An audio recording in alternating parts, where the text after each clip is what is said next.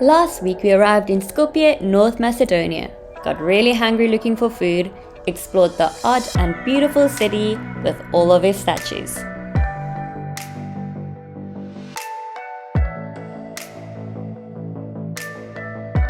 First morning, having a proper run in Skopje, North Macedonia. Going to try to run Trick Disc Park.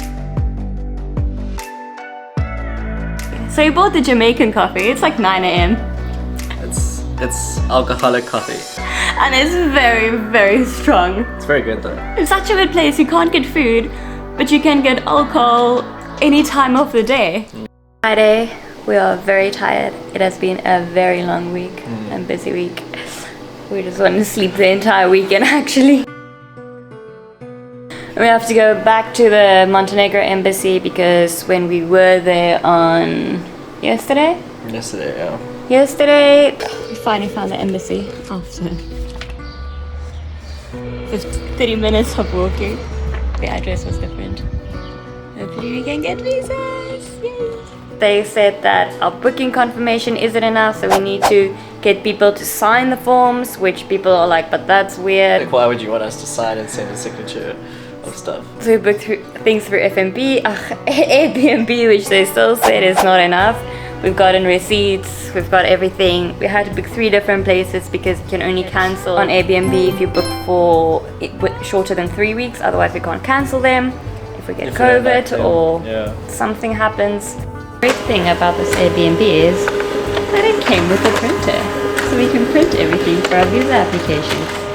Yay! We continuously keep printing the documents that we have to change, and this is the stack of documents we have.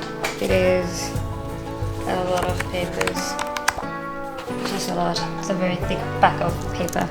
How do we decide which countries to go to as digital nomads? Also, welcome to Georgia.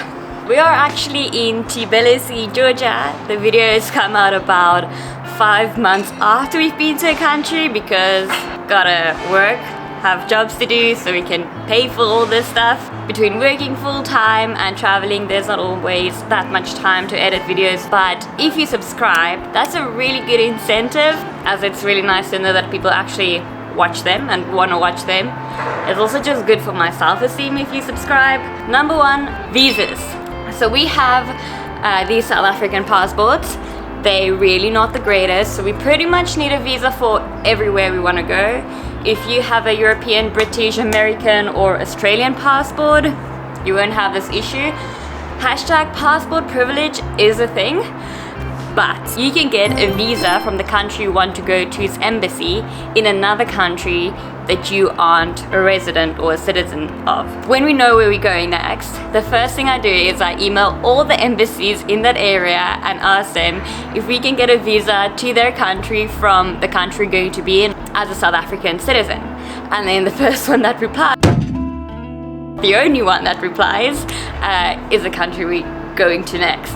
I feel very ignorant of stuff I did before. I emailed the Russian embassy and I was like, hi, I'm going to be in Ukraine for a month. Would it be possible for me to come visit Russia after I've been in Ukraine? They literally replied, no. When I got there, I was like, the 2 countries are in a war.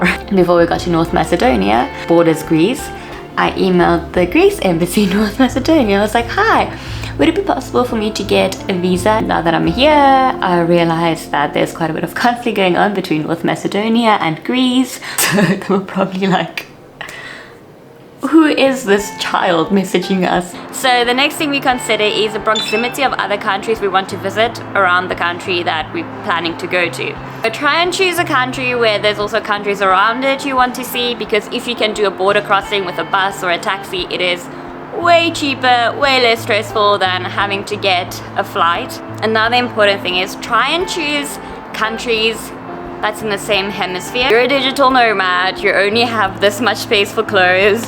I don't have a lot of clothes with me, it's very sad some days. So try and stick to the same season so you can pack easily for that season. If you want to see a video on what we pack or things we can't live without as digital nomads, comment below and I'll make a video about that. I feel like there's more traffic now. I feel like it's getting loud. Maybe I should move. So the next thing we consider is internet. If you're a digital nomad, your work is probably online, so you need good internet. Digital nomading is not a holiday. You don't want extra stress and stuff that you don't need. Before Ukraine, we were gonna go to Sri Lanka. Didn't get the best responses around the internet, and it was our first country, so we were like, let's just rather not. This has been life-saving as well. It's a little router, so when you get into the country, we get a SIM card, we pop it in here, and we can use it as a hotspot for our phones, our laptop. But in Europe, the data is super cheap. Cost of living in the country.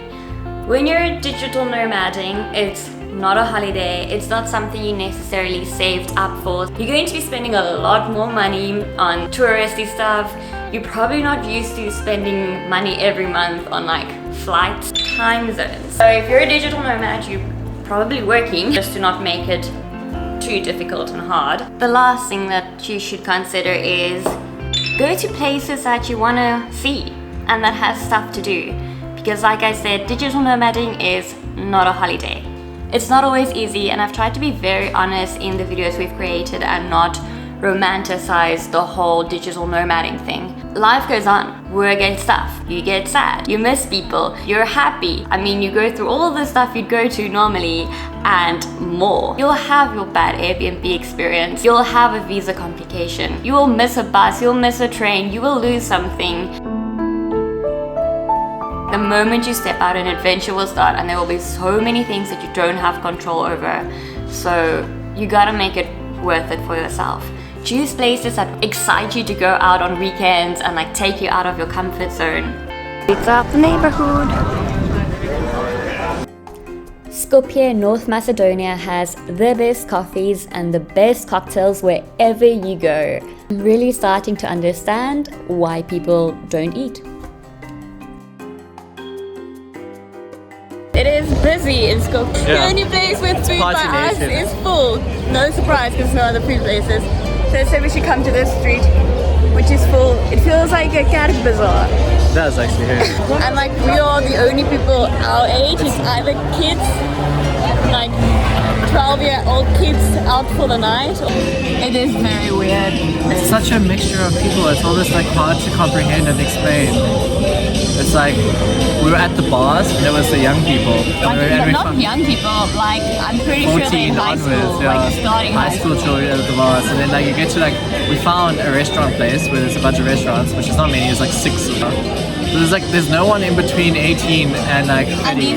So it's been a month, more than a month since we've been out of Ukraine, since we've seen the Cyrillic language, and I'm very proud of myself that I can read the restaurant's name. It's called Restaurant Skopje because a P is a R, a C is a S, and a H is an N, so Restaurant Skopje. Yay! That's where we are.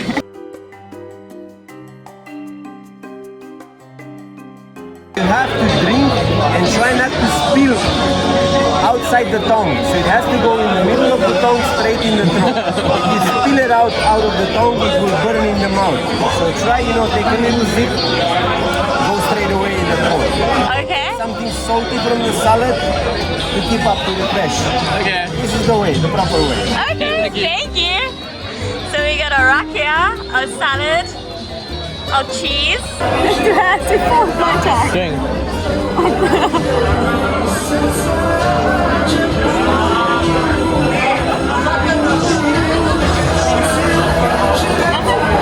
I feel hot now.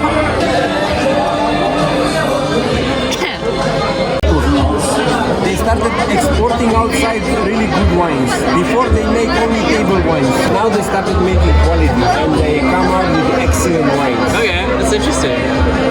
Macedonia has the most sunny days in Europe. That's why it gives more sugar to the wines. What's up? What a place. Jared says it reminds him of Stellenbosch because everybody's just partying. Yeah, it's like walking everywhere and there's just clubs. It's very interesting. People say like don't come to North Macedonia because there's nothing to do, but I'd say pass through more. Drinking and coffee. Go come through it for a weekend because it's something to experience, like the juxtaposition of places and people. It's really an interesting place, and not like bad interesting, cool interesting, just like weird and different. They also recently got cosmetic surgery clearly because all the girls' lips are like blown up like pillows. So that's been interesting. the guy was saying, like when you drink your Rakia, you drink it with salad. You don't like drink and eat.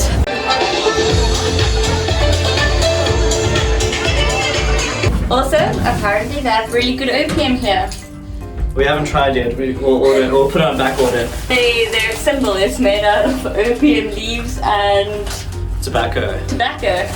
Everybody is smoking. Sunrise. We were in a bar, coffee shop, same thing, with a baby sitting in a stroller and two women smoking, basically in the lady's face. Baby smoking. Two women. Baby smoking.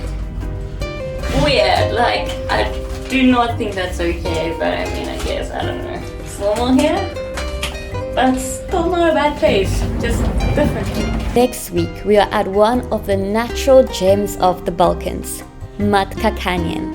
This place is insane and it's surrounded by caves and medieval monasteries. Thank you so much for watching. Hope you enjoyed it.